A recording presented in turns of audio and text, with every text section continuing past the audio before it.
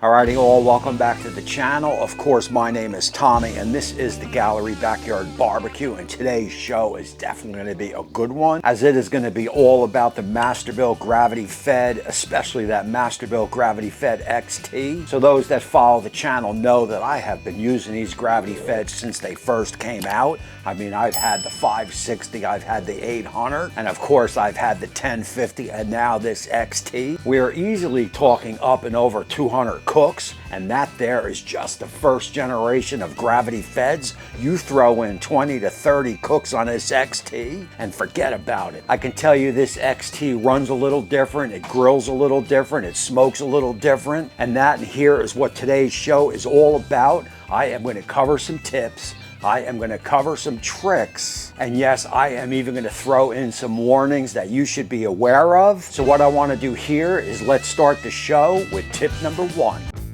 So I guess this is on me because I just assume that because I've had these Gravity Feds for so long, because I feel that they are on the top of the heap as far as backyard cookers go, I just figure because I know about them that everyone else must know about them, and that certainly is just not the case. I get messages all the time asking me this question, that question, that are just so basic that it reminds me that many people are just finding out about these Gravity Feds, just finally purchasing these Gravity Feds, and are just learning all about these Gravity Feds. That is going to lead me to tip number one, and that is, if you do have a Facebook account, there are two Facebook groups that I am admin at. I mean, there is probably close to 60,000-70,000 people. So if you have any questions, you want to join these groups, you want to ask those questions, you want to read over the posts, and you will learn so much about what these Gravity Feds are all about. And I will leave both of these groups down in the description. You want to give a follow to both of them, and you definitely want to start reading up on the posts, and you will learn everything that you need to know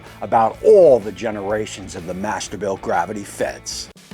So what I want to do here is I want to cover a little bit of tip, a little bit of tricks in lighting up your Gravity Fed XT. And the first thing you definitely have to do is you want to make sure you shake that grate. I mean, you got to shake it, shake it, shake it. If you do not shake it, you will never hit those high temperatures. One of the main reasons, one of the main causes why you do not get up into that 600-700 range is when you get all clogged up down there. And also, if you do not have enough fuel in the hopper, you will not hit those 600-700 ranges. So if you are going to go high temp cooking, you want to make sure that grate is cleaned, and you want to make sure your hopper is full. So once you've got that grate all shaken, you got to empty that ash catcher. If that is filled up, that is just going to block a little bit of airflow and is definitely going to hamper those temps. And from there, I have to tell you, I tried the oil-soaked paper towel trick with this XT, and it just doesn't work. It does not light as well as the 1050, 560, and 800. And as we know, lighting the pit is one of the most important things. You want it lit up quick. So basically what I do is not one, I'll use two fire starters. I've tried one, and again, it just doesn't light quick enough. So two definitely gets the call from me. And once I get that shaken, once I get that ash catcher cleaned up, I will get my two fire starters in. From there, you gotta torch it, and torch it well. Forget using like a lighter or something like that. You want to get that torch in. You want to make sure those are lit up nice. And also, different from the 1050, 800, and 560, do not pull the slides, or in the case of the XT, do not open that shutter. You want a nice tight airflow directly from the flame to the hopper. That is going to get you lit up the best and also the quickest. For some reason with the 1050,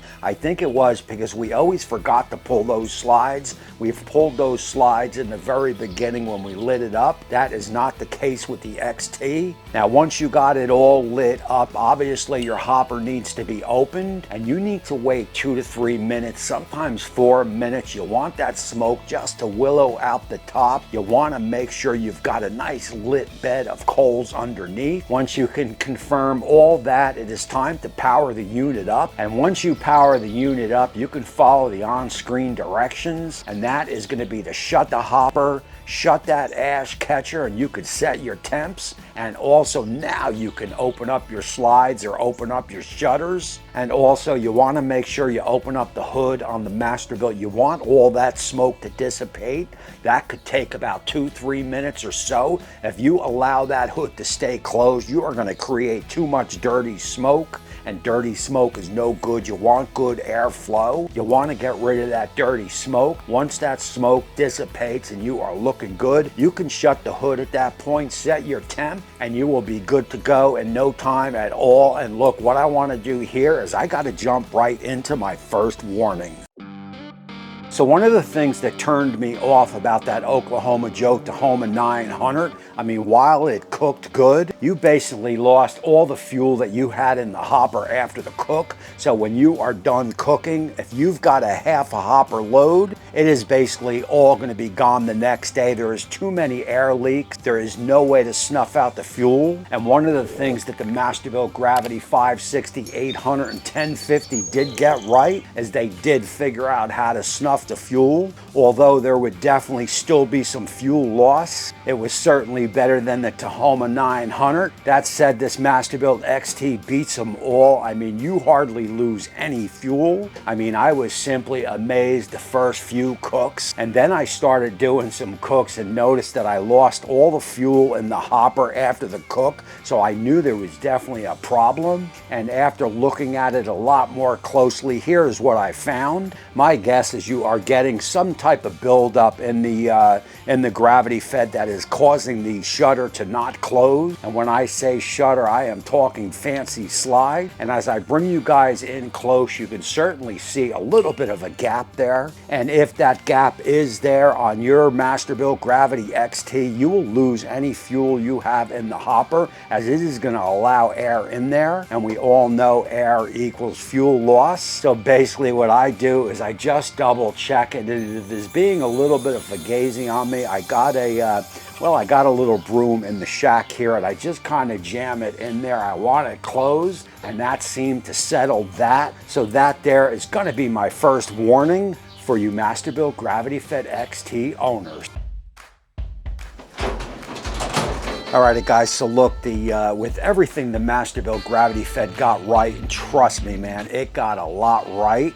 Nothing more important than those top racks. I mean, with so many pits that I have owned in the past, a lot of them, the top racks were just a total waste. Well, not here with the Gravity Fed, as there is multiple configurations that you can go in, and all of them are so sturdy. And I also want to point out that if you look real close, you will notice underneath that you can hide the racks. So you can just keep one on the top and hide the rest right below that, and leave all that open space on the bottom. I mean, again, this is the best rack system in any pit that I've ever seen.